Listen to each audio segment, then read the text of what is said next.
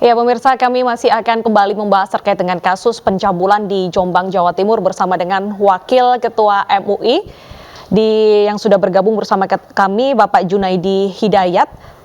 Dan saat ini juga tim kami tengah berada di lokasi pondok pesantren untuk memantau bagaimana proses penangkapan dari pihak kepolisian. Kami akan kembali berbincang dengan Bapak Junaidi. Bapak, beberapa hari yang lalu ini sempat viral video saat pihak kepolisian ini mencoba untuk datang ke pondok pesantren menangkap anak pelaku, tapi ayahnya seperti memberikan nasihat untuk tidak membawa anaknya ke pihak polisian karena ini fitnah. Bagaimana tanggapan Anda dengan viral video tersebut? Ya ini yang termasuk saya katakan mestinya tidak perlu terjadi ya, tidak perlu terjadi, dan yang kita sayangkan mestinya harus lebih bijak ya. Ya saya paham lah bahwa seorang ayah pasti berusaha untuk memberikan perlindungan kepada anak, tapi caranya tentu tidak harus seperti itu ya.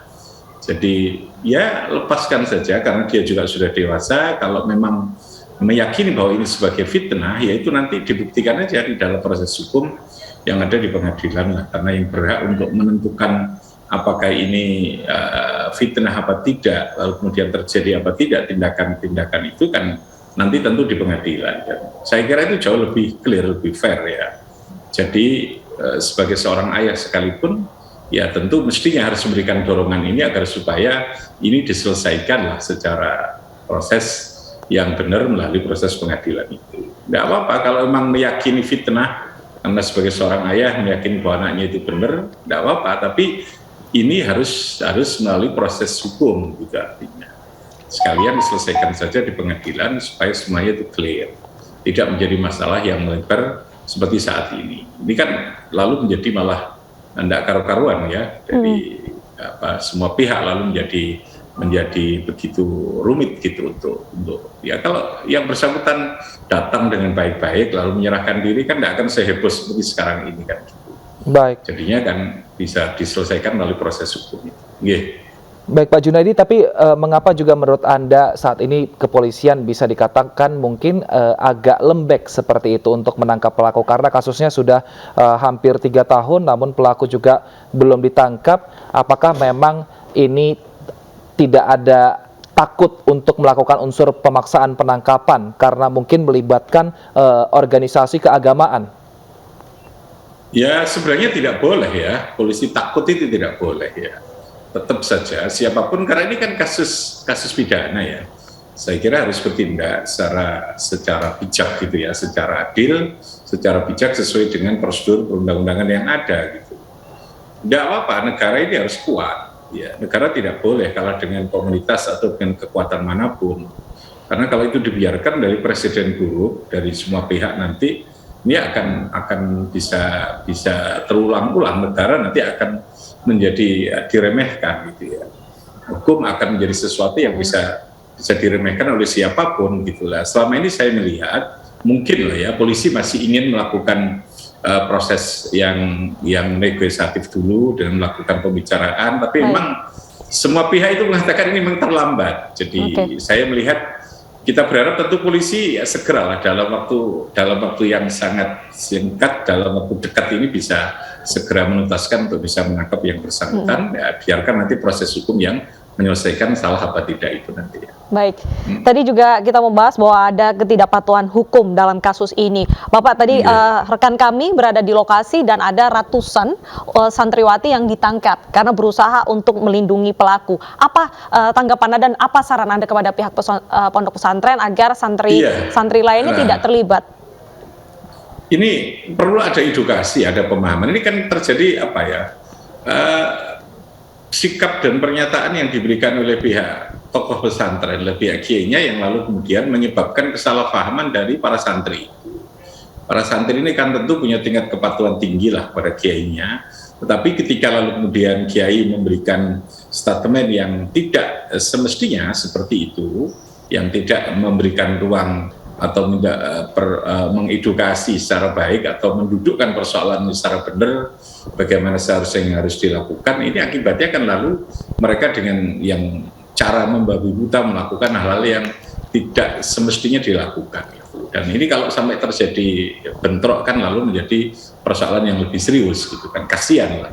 Karena santri ini kan mereka belum cukup paham dengan apa yang sedang terjadi, gitu kan.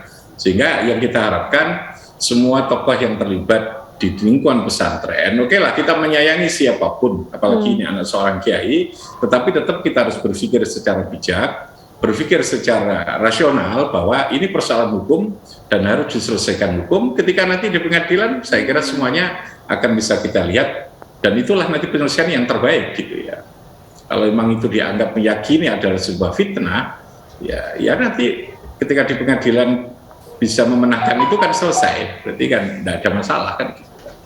Baik, tinggal dikelirkan hukumnya. Baik Pak Junaidi, jika ternyata pihak kepolisian bahkan hingga saat ini diskusinya masih alot dengan pengelola pesantren, kira-kira menurut Anda siapa yang bisa ikut berdiskusi dan juga bernegosiasi agar pihak pesantren, utamanya ini kiai, orang tua dari pelaku ini bisa sadar akan proses hukum yang memang harus dilanjutkan sehingga menyerahkan anaknya kepada pihak kepolisian? Ya, ini kan persoalannya sebenarnya ini tadi ya, mungkin persoalan ya psikologi hubungan seorang ayah kepada anak gitu ya, yang begitu kuat gitu, kira-kira begitulah. Tetapi dengan mengambil sikap yang menurut saya tidak tepat, tidak bijak gitu kan, ya, dan lalu melibatkan santri-santri untuk menjadi bagian dari yang membentengi terhadap upaya penangkapan ini. Jadi saya kira kita semua memberikan dorongan dan kiai-kiai sepuh di Jombang mestinya saya kira sudah berbicara lah, sudah menyampaikan melalui berbagai media yang ada untuk bagaimana proses ini dilakukan melalui hukum. Lalu kemudian pihak pemerintah daerah, saya kira yang punya kewenangan wilayah untuk bagaimana wilayah ini tetap damai, tentram dan tidak ada persoalan-persoalan yang rumit yang nanti bisa menimbulkan keresahan di tingkat wilayah di Jombang ini. Saya kira juga harus turun tangan untuk bagaimana memberikan proses penyadaran bahwa ini harus betul-betul dilakukan dengan mematuhi hukum. Tidak boleh ada perasaan atau merasa paling kuat di atas negara, itu tidak boleh. Semua warga negara tetap patuh dan tunduk pada hukum. Ya. Baik, Bapak terakhir apa saran Anda dan juga harapan Anda atas kasus ini, terutama pada pihak kepolisian yang saat ini tengah menjaga pondok pesantren dengan anggota polisi yang membawa senjata lengkap, Pak? Iya, saya berharap ini diselesaikan, bisa menyerah. Kalau bisa diusahakan, kita berharap yang bersangkutan bisa menyerah, bisa ditemukan dengan damai, dengan baik. Pihak kepolisian juga melakukan dengan cara yang terbaik, tidak menimbulkan korban, tidak menimbulkan konflik, dan semuanya legowo untuk mengikuti semua tahapan proses hukum yang mesti harus dilakukan. Kita berharap seperti itulah. Jombang tetap damai, dan ini sekali lagi kasus individu, perseorangan, tidak boleh lalu kemudian memberikan stigma bahwa ini adalah institusi pesantren secara keseluruhan. Saya kira begitu ya. Baik, kita harapkan semoga saat ini pihak pengelola pesantren ini bisa terus membuka hati sehingga bisa menyerahkan terduga pelaku ini kepada pihak kepolisian sehingga proses hukum bisa dilanjutkan sehingga membuktikan bahwa hukum di Indonesia ini tidak pandang bulu. Terima kasih Pak Junaidi Hidayat, Wakil Ketua MUI Jombang telah bergabung bersama kami di Breaking News.